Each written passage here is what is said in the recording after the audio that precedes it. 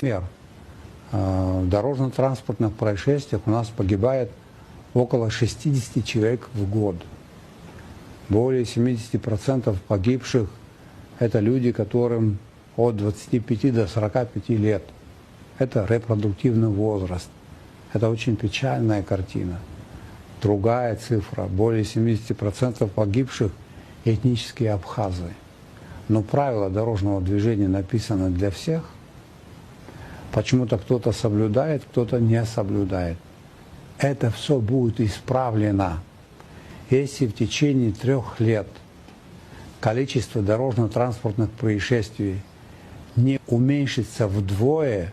Я, если буду тем человеком, которого изберут президентом, сложу свои полномочия.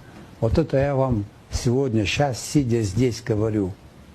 Это разве не есть преступление? А вы представляете, на каждого погибшего 4 человека инвалидов или людей, которые получают увечья для здоровья. Сколько бед приходит к нам, потому что государственные институты и общественные институты в этом направлении должным образом не работают, потому что мы сентиментальничаем там, где этого делать не нужно.